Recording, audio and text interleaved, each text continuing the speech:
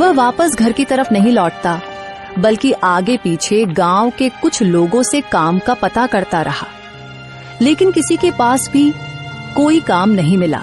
अपने गांव में तो मुझे कोई भी काम नहीं मिल रहा और बाहर किसी दूर के गांव में मैं काम नहीं कर सकता। मेरी बीमार बेटी घर पर है, मुझे जल्दी घर भी आना होता है। मैं क्या करूं? अभी रात होने में भी समय है। मैं और किसी से काम का पता करता हूं, शायद कहीं कोई मजदूरी ही मिल जाए ताकि मैं अपनी बेटी के लिए दवाइयां और खाने पीने की चीजें ले सकूं। एकदम किस्मत मुझे किस मोड़ पर ले आई है, न जाने भगवान की क्या मर्जी है। रघु काम की तलाश में भटकता रहा, लेकिन उसे कोई काम नहीं मिला। वह रात को मायूस होकर घर की तरफ लौटा। घर पहुंचते ही उसकी बेटी ने पूछा, पिताजी क्या हुआ, आपको कोई काम मिला या नहीं? नहीं बेटी, सुबह से शाम तक काम की तलाश करता रहा, लेकिन किसी ने भी काम नहीं दिया।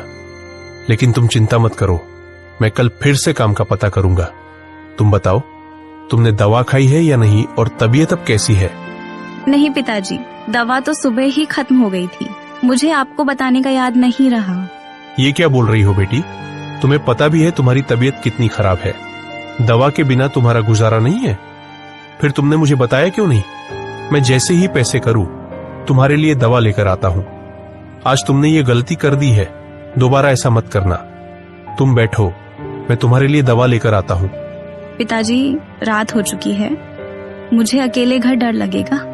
अब आप रहने दीजिए। वैसे भी आपके पास तो पैसे भी नहीं है, फिर मेरी दवा कैसे लाएंगे?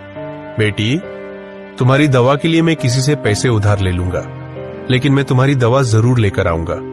तुम थोड़ा इंतजार करो। नहीं पिताजी, आप रहने दीजिए, सुबह ले आएंगे। मेरी तबीयत अब कुछ बेहतर है। ए भगवान, अब ये गाजरें जल्दी से जल्दी उग जाए ताकि मैं इन्हें बेचकर अपने घर का खर्च चला सकूं।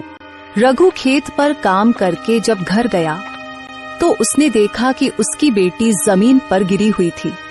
रघु ने जल्दी से बेटी को उठाया, चारपाई पर लिटाया और उसके मुंह पर पानी डाला। बेटी उठो, क्या हुआ तुमको? देखो मैं आ गया हूं, जल्दी आंखें खोलो।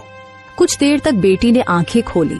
रघु को भी समझ आ चुकी थी कि एक दिन दवा न लेने की वजह से उसकी बेटी की यह हालत हुई है। मुझे जैसे भी करके अपनी बेटी के लिए दवा लानी होगी। मेरे पास जीने का एक ही सहारा है। अगर इसे भी कुछ हो गया तो मैं तो जीते जी मर जाऊंगा। मैं आज ही दवा लेकर आऊंगा। बेटी, तुम अपना ख्याल रखो, मैं तुम्हारे लिए दवा लेकर आता हूं। और हां, बिल्कुल भी उठना नहीं, मैं थोड़ी ही देर में आ जाऊंगा। अपना ख्याल रखना। रघु सीधे अपने एक दोस्त के पास गया जो दूसरे गांव के जमींदार का नौकर था। दूसरे गांव का जमींदार लोगों को सूद पर पैसे देता था। रघु सीधे उसके पास गया और जाकर बोला, अर्जुन भाई, मुझे पैसों की बहुत सख्त जरूरत है। मेरी बेटी के लिए दवा लेनी है। मुझे अपने मालिक से कुछ रकम सूद पर उधार दिला दो। तुम्हारी बहुत मेहरबानी होगी। रघु, मैं तुम्हें पैसे तो दिला दूंगा, लेकिन मेरा मालिक बहुत खतरनाक आदमी है और वह सूद भी बहुत ज्यादा लेता है। अगर तुम समय पर पैसे नहीं दे सके तो वह तुम्हारे साथ अच्छा व्यवहार नहीं करेगा, बल्कि तुम्हारा खेत रख लेगा। अच्छी तरह सोच समझ लो। अगर तुम वादा करो कि समय पर पैसे लौटा दोगे तो मैं तुम्हें कम सूद पर रकम दिला दूंगा, लेकिन फिर समय पर पैसे चुकाने होंगे। अर्जुन भाई, मैं समय पर रकम अदा कर दूंगा। मुझे बस 3 महीने का समय चाहिए। मैंने अपने खेत में गाजरें लगा दी है।